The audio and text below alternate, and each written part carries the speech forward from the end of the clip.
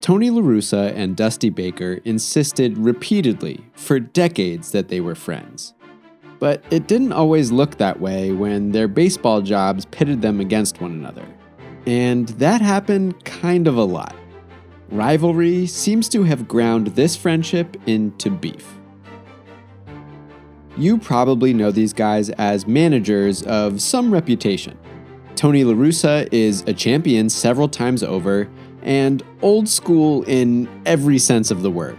The strategy sense, the unwritten rules sense, and the having to answer for allegations of racism sense. Dusty Baker is a favorite of players and media, responsible for multiple franchise turnarounds, but equally responsible for some tragic collapses that stopped his teams short of a championship. These are two of the winningest, best-known managers in MLB history. But to understand their relationship, go back to their playing days. In 1971, near the end of his playing career spent mostly with the Oakland Athletics, La Russa spent a short stint in Atlanta, where he was briefly the teammate of a young Dusty Baker. After retiring, La Russa rose up the ranks and eventually became manager of the Chicago White Sox.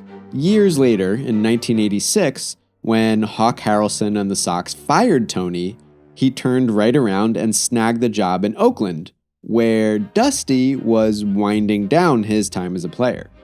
These two bonded with the Athletics. Baker says they talked baseball all the time. Dusty was actually the one who recommended the A's take a flyer on his old teammate, Dave Stewart. Baker retired later that year and says La Russa regretted not immediately hiring him to coach in Oakland. That's an interesting hypothetical, an alternate universe that might not contain beef. What if La Russa did give Baker his first post-playing job? What if Baker had been part of the managerial staff that won the 1989 World Series behind the Bash brothers, Rickey Henderson, and Baker's pal Stewart as series MVP? As it happened, Baker spent that World Series in the other dugout. He was hitting coach for the National League champion San Francisco Giants, whom the A's swept. In the 1990s, Baker graduated to manager of the Giants. And in '96, La Russa slid over to join Baker in the National League as manager of the St. Louis Cardinals. So now they worked for teams that played each other frequently. But I detect little evidence of beef, at least not between them. La Russa created his share of controversy, including feuds with his own players, but nothing of note with his old friend Dusty. Until 2002, when the stakes got higher. Baker's Giants and La Russa's Cardinals squared off in the NLCS, and civil opposition began to smell like beef. Things started friendly. La Russa knew his old colleague was reaching the end of his contract with the Giants. He campaigned before the series for Baker to break the bank with a new deal, and jokingly offered to help negotiate. And then Game 1 happened. In front of a stunned St. Louis crowd, the Giants really beat up Cardinals starting pitcher Matt Morris.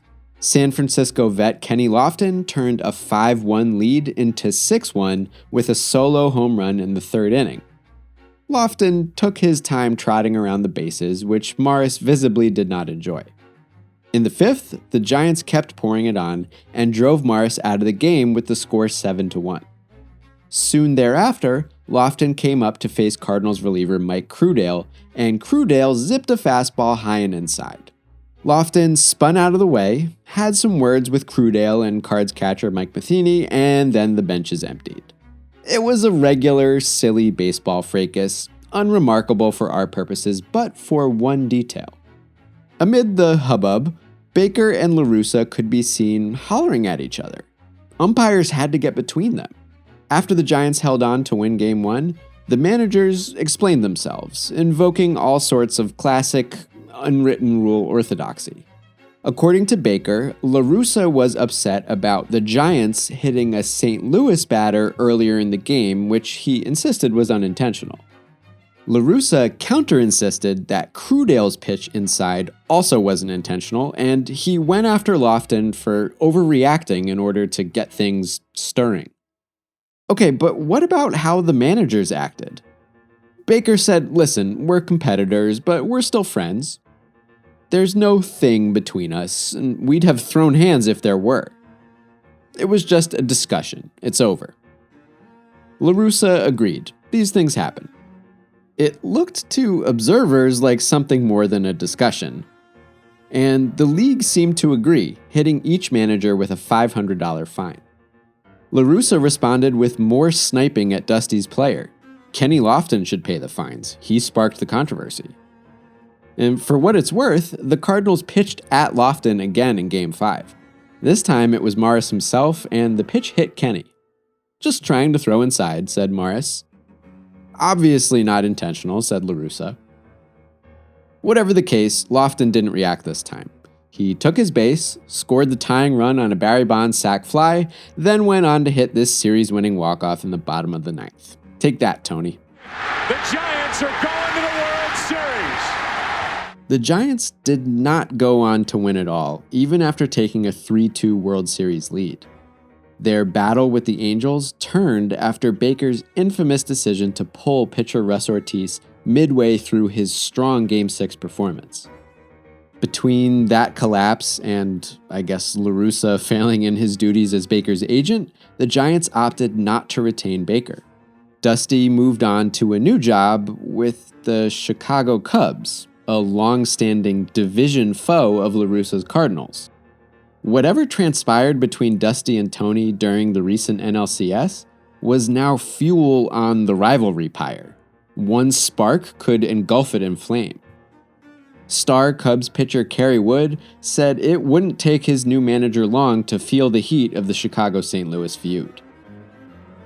Wood himself headlined the foremost Cubs-Cardinals controversy of summer 2003. In July, he threw a brushback pitch to Albert Pujols, who responded with a homer. In August, Wood again pitched in on Pujols, actually grazing the Cardinals slugger. Pujols said some probably not nice words in Spanish. La Russa gave Wood a stare down from the dugout and talked some trash at Cubs players the rest of the game. Wood didn't mind.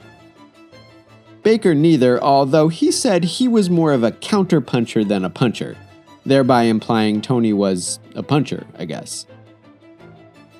While those early matchups merely preheated the beef, they did prove something about the 03 Cubs. Chicago was good now under Baker. Unlike prior seasons, they were ready to compete with the nearby Cardinals for the NL Central crown. At the end of August, the Cards took first place, but the Cubs hung well within reach, heading into a critical 5-game series at Wrigley Field. Mark Prior blanked the St. Louis Bats in Game 1 on September 1st. Chicago inched to a game and a half back of first place. They meant business.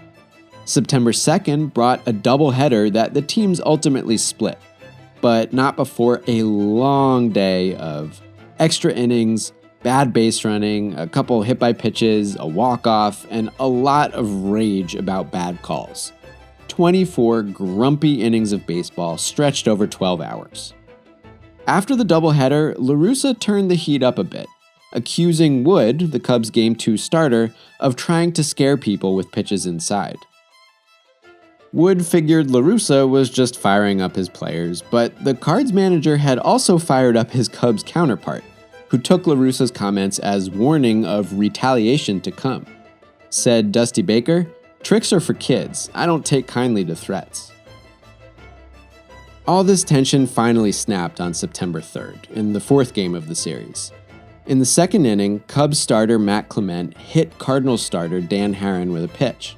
Everyone braced for La Russa's team to return fire, and it didn't take long. Haren plunked Clement right back in the third. Umpires tried to warn both benches, but it was on. La Russa came out of the dugout to do a little finger-pointing and tattling. Baker came out to do a bit of the same, pleading his case with the umpire. And then they cut out the middleman. The broadcast caught Baker shouting directly at La Russa, who was back in the dugout. "What?" Baker returned to his dugout still fuming, while La Russa glared behind those sick grandpa sunglasses. And then they got to shouting again. This wasn't nice. This didn't look nice either. The WGN announcers couldn't safely repeat what they read on Dusty's lips. For those of you who read lips, he's saying, "I'm not having a fine time." The actual gameplay that day turned quite exciting. The Cubs' blistering late-inning rally pulled them just half a game back of first place. But all anyone wanted to talk about was beef. Baker was still pissed off that La Russa's threats, the ominous comments about Cubs pitchers, had indeed led to a retaliatory plunking. After what La Russa had said in the papers, Baker wasn't going to take any excuses. La Russa suddenly didn't want to talk about it publicly, we'll sort it between ourselves. And they did. Baker and La Russa talked at the batting cage before the final game of the series, then shook hands. They each had their opinions, but they understood they were each going to protect their players, and their friendship would persist with that understanding. Dusty sounded a little chagrined, explaining that he had a thug side. He was a Gemini whose evil twin came out from time to time. But even after a cool down and a handshake, these guys sounded feisty. If you're going to bark, be ready to bite. No one intimidated Dusty, except his dad, and Bob Gibson, and this one bully in school. La Russa fixated on words and customs, the social metagame of baseball, the comments about his comments about Kerry Wood. While Baker accused La Russa of making and acting upon threats, La Russa spoke broadly about his responsibility to his club, about words versus actions. He pointed out a time Dusty's Cubs appeared to intentionally throw at a Pirates batter, but said they were just trying to throw inside. This was basically a public battle over that unwritten rule wherein rivals send each other messages by hurling baseballs at each other. La Russa seemed comfortable dancing that old school dance and offended that Baker breached etiquette by calling it out. You're not supposed to use your words in baseball. In retrospect, Baker says that La Russa and the Cardinals just felt threatened by Chicago overtaking them in the division. Which is exactly what happened. Chicago took 4 of 5 games in that series and went on to win the 03 NL Central crown. Baker, in the midst of another September blowup between the team's pitchers, said St. Louis had a whole decade of competition coming. Then, Chicago suffered one of the most notorious collapses in the history of baseball. The 03 NLCS against the Marlins is remembered for the Steve Bartman interference incident, but the Cubs, Dusty included, dug their own grave in that 7-game defeat. And thereafter, St. Louis went right back to dominating the division. They won the NL pennant in 04, then won La Russa his second World Series ring in 06. Dusty's Cubs didn't make another postseason. They spent those 3 years battling the Cardinals and falling short. Baker sounded kinda wistful as his relationship with a former confidant dissolved into the losing end of a historic rivalry. La Russa said the nature of competition changed the relationship. For one to win, the other had to lose. Tony said they were still friends, but I don't think anyone believed him. La Russa wished Baker would go away, go manage in another division, or over in the American League, ideally. Well, about that. While La Russa's Cardinals chased the 2006 title, the Cubs declined to renew Baker's contract.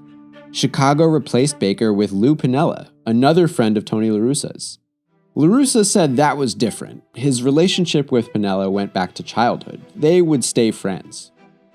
Interesting distinction there, but hey, Dusty was out of Tony's division now. They could finally repair shit. In 2008, Baker took over as manager for the Cincinnati Reds, yet another NL Central club hoping to knock La Russa's Cardinals off their perch. For the next couple seasons, Cincinnati underperformed, and St. Louis was in a bit of a rut as well, relatively speaking. But in 2010, both the Reds and Cardinals got hot, and once again, animus between rival players drew 2 old friends into the beef arena. A minor war of words between the 2 teams climaxed when Cincinnati's Brandon Phillips dropped the verbal equivalent of a nuclear bomb. When the Cardinals visited Cincy on August 10th, La Russa's team didn't even have to throw at Phillips. The moment he stepped to the plate, he got into it with Cardinals catcher Yadier Molina. Benches cleared. The 2 managers, the guys supposed to control their teams, yet again took to the field to instead get in each other's faces. Once more, their beef kinda escalated a tense situation. All this stuff happened afterward. MLB felt the Baker-La Russa feud stoked all that violence and suspended both managers. Even after that, we got public affirmations of friendship. But the aftermath of that Reds-Cardinals brawl had a long tail. In 2011, after St. Louis won another World Series, La Russa opted to walk away on top of the game. His marvelous Cardinals career came to an end. But he had one final task, one last beef job. I regret saying beef job. Winning the 2011 pennant made La Russa eligible to manage the 2012 National League All-Stars, even though he was retired. La Russa accepted the gig and, in naming his team, excluded two Cincinnati stars, Brandon Phillips and Johnny Cueto, who felt they were deserving. Their manager, Baker, plainly accused La Russa of punishing Phillips and Cueto for their roles in that brawl 2 years prior. La Russa was flabbergasted. He felt betrayed. Baker's accusations were personal, a knife in the back that La Russa wouldn't forget. Pretty dramatic stuff for what's supposed to be a fun exhibition game. La Russa's autobiography came out in 2013, and he still sounded upset. In its epilogue, La Russa again addressed Baker's accusations, but didn't even refer to his old friend by name. The Reds manager fired off a cheap shot at me. The ugliness, the personal nature of his attacks destroyed the relationship. So there you have it, I guess. Through rivalries, through brawls, through shouting matches, Tony La Russa and Dusty Baker insisted they were still friends. But this beef between old coworkers has always revolved around the ethics and customs of baseball, the metagame of words and gestures. When Baker accused La Russa of basing a decision on a grudge, that was too far. Managing rival teams really taints a relationship, which only makes it more fascinating that in the next decade, after Baker took over an American League club, La Russa, the man who once wished publicly that Baker would go manage in another league, also took an AL job. Baseball would once again put them in opposite dugouts through at least the early 2020s. I guess if you can't be friends, you might as well stay rivals. Long live beef.